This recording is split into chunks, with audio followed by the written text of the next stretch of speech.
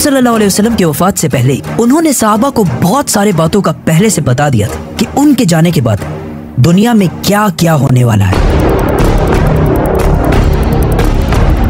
एक दिन हजरत उमर रज़ियल्लाहु ताला अन्हु बाकी सहाबा के साथ आप सल्लल्लाहु अलैहि वसल्लम के पास मस्जिद नबवी में बैठे हुए थे कि अचानक एक बहुत ही रोबदार और हैंडसम आदमी मस्जिद में दाखिल हुआ। उनके कपड़े एक्सट्रीमली वाइट और बाल बिल्कुल ब्लैक थे। उस दिन से पहले उन्हें मदीना में किसी ने भी नहीं देखा, मतलब वो मदीना के रहने वाले नहीं थे और उनके कपड़ों और बालों से बिल्कुल ऐसा नहीं लग रहा था कि वो कहीं दूर से ट्रेवल करके मदीना आए।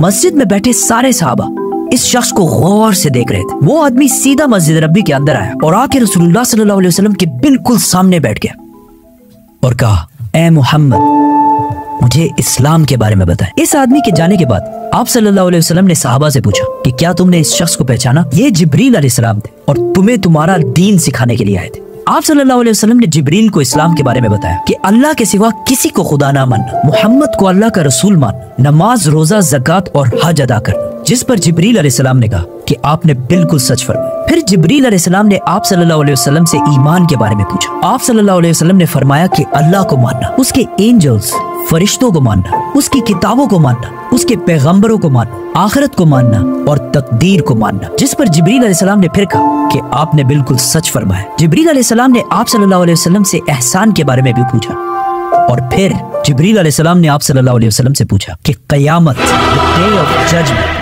कब आएगी? जिस पर आप सल्लल्लाहु अलैहि वसल्लम ने कहा कि जितना आपको पता है सिर्फ उतना ही मुझे पता है, मतलब क़यामत के दिन का अल्लाह के सिवा किसी को भी नहीं पता। जिब्रील अलैहिस्सलाम ने यह सुनने के बाद फरमाया कि मुझे उस दिन के बारे में कुछ निशानियां बताएं। अब तक इस डिस्कशन में जितनी भी बातें हुई उन सबको आप सल्लल्लाहु अलैहि वसल्लम पहले भी एक्सप्लेन कर चुके, क्योंकि ये वाकया आप सल्लल्लाहु अलैहि वसल्लम की वफात से कुछ ही अरसे पहले हुआ था, जब ऑलमोस्ट सारा कुरान नाजिल हो चुका था। लेकिन इसके बाद जो आप सल्लल्लाहु अलैहि वसल्लम ने क़यामत की निशानियां बताई वो इससे पहले किसी को भी पता नहीं थी और इन निशानियों का ताल्लुक सहाबा से ज्यादा हमसे है, क्योंकि जो निशानियां आप सल्लल्लाहु अलैहि वसल्लम ने बताई वो सहाबा ने अपनी जिंदगी में पूरे होते नहीं देखी, बल्कि वो निशानियां आज हम देख रहे हैं। Which means जिब्रील अलैहिस्सलाम सिर्फ सहाबा को नहीं बल्कि आज के मुसलमानों को भी क़यामत की बहुत इंपॉर्टेंट निशानियां सिखाना चाहते थे। आप सल्लल्लाहु अलैहि वसल्लम ने जिब्रील अलैहिस्सलाम को जवाब दिया कि जब एक लौंडी अपने मालकन को जन्म देगी, जिसको बहुत सारे स्कॉलर्स समझते हैं कि जब औलाद अपने वालिदैन को गुलाम समझेगी, और जब ये नंगे पैर गरीब शेफर्ड्स, चरवाहे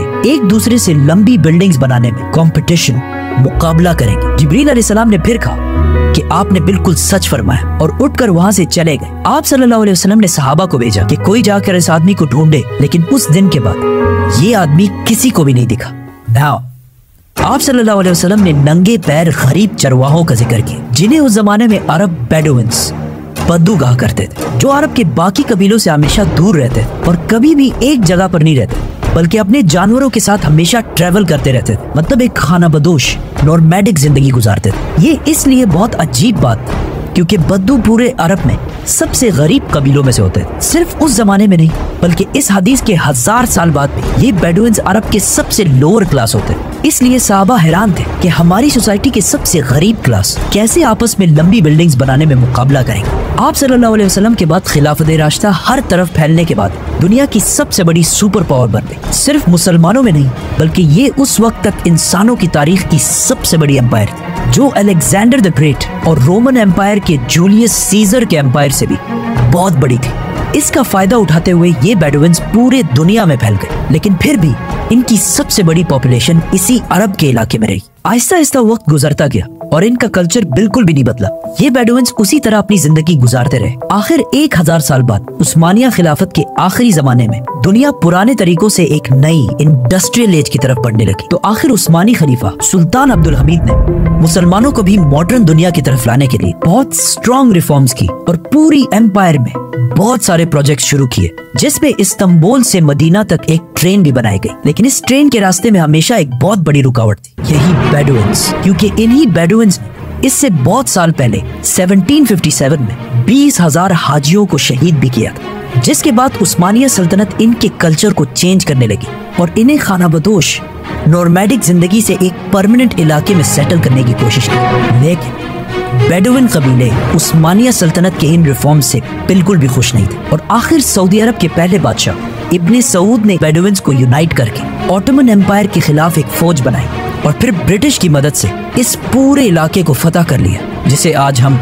सऊदी अरेबिया कहते हैं। और कुछ सालों बाद इन इलाकों से ऑयल, तेल डिस्कवर होने के बाद यही बेडुइन्स, जिनकी इससे पहले कोई औकात नहीं, अब दुनिया के सबसे रिच लोगों में से, और इनमें से बहुत सारे मिलियनियर्स और बिलियनियर्स भी सामने आए। लेकिन तेल डिस्कवर होने के बाद इन सारों को पता चला कि ये ऑयल हमेशा के लिए नहीं रहने, बल्कि एक दिन बहुत जल्द खत्म होने वाली है, जिसके साथ इनकी सारी लग्जरीज भी खत्म हो जाएगी। तो सबसे पहले दुबई के बादशाह शेख मोहम्मद बिन राशिद, जो एक बेडुइन बद्दू कबीले से हैं, जिन्होंने एक बार खलीज टाइम के इंटरव्यू में खुद ये कहा है कि उन्हें बेडुइन कबीले से होने पर फख्र है। उन्होंने दुबई को ऑयल से निकालकर टूरिज्म और बिजनेस की तरफ लाया और बहुत तेजी से कुछ ही सालों में दुबई दुनिया की बेस्ट सिटीज में से बन गई। और फिर कुछ सालों बाद दुनिया की सबसे लंबी बिल्डिंग बुर्जुल खलीफा भी दुबई में बनाई गई। ये अब तक इंसानों की बनाई हुई सबसे बड़ी बिल्डिंग थी। इससे पहले एक जमाने में, आज से 4500 साल पहले, इजिप्ट में फिरौनों के बनाए हुए पिरामिड्स, स्पेसिफिकली